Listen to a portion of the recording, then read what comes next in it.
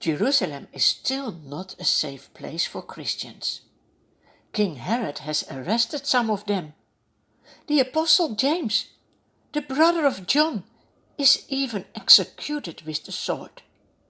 Many Jews support Herod's actions against the Christians. Aha, thinks Herod, who will be next?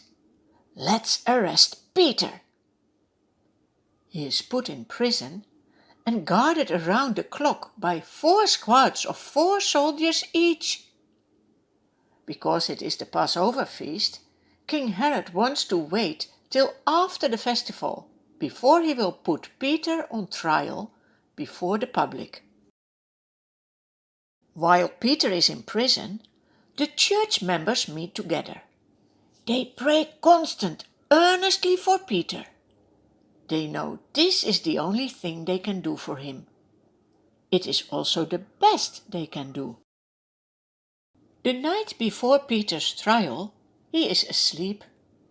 He is bound with 2 chains between 2 soldiers.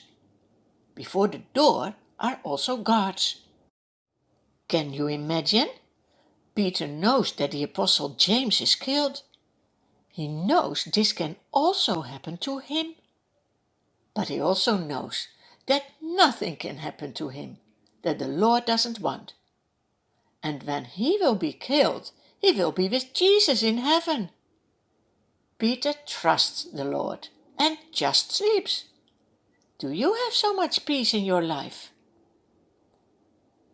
Suddenly an angel of the Lord appears, lighting up the cell.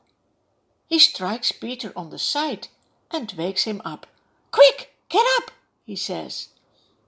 Look, the chains fall off Peter's wrists. The angel continues, "Put on your clothes and sandals." Peter does so. Then the angel says, "Wrap your cloak around you and follow me." Peter follows him out of the prison, but he has no idea that what the angel is doing is really happening. He thinks he is seeing a vision. They pass the 1st and 2nd guards and come to the iron gate leading to the city. It opens for them by itself, and they go through it. When they have walked the length of 1 street, the angel suddenly leaves him.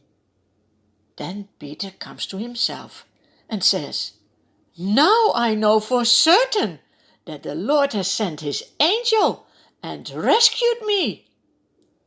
He goes to the house where many Christians have gathered to pray. Peter knocks at the outer entrance. A servant named Rhoda comes to answer the door. She recognizes Peter's voice. "What? It is Peter!" Overjoyed, she runs back without opening the door and shouts, "Peter is at the door!" "You're out of your mind," they tell her. Rhoda insists she has heard Peter's voice. The Christians have been praying so much for Peter. See what the Lord has done with their prayers. But now they can't believe Peter is at the door. They say, it must be his angel. But Peter keeps on knocking. When they open the door, they see Peter. What a miracle! They are astonished. Peter motions them to be quiet and describes how the Lord has brought him out of prison. "Tell the other Christians about this," he says. Then he leaves to find a safe hiding place. This is not the last thing we read about Peter in the Bible. There are 2 letters from him in the Bible, which he wrote to the Christians who were scattered outside Israel because of the persecutions. We can still read them. They are full of nice teachings for us. What happens in prison in between? In the morning there is a huge commotion among the soldiers when they discover Peter is missing and nowhere to be found. King Herod examines the guards and orders that they be executed. King Herod leaves Jerusalem and goes to Caesarea to stay there. On a certain day he puts on his royal robes, sits on his throne, and gives a public address. The crowd shouts, "This is the voice of a god, not of a man!" King Herod enjoys the flattery. He doesn't give praise to God. Immediately an angel of the Lord strikes him down. He dies. Now choose. Would you like to live as Peter or as King Herod?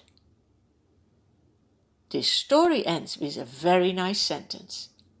I read in the Bible, "The word of God continued to spread and flourish."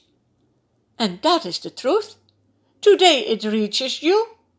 Let it flourish in your life.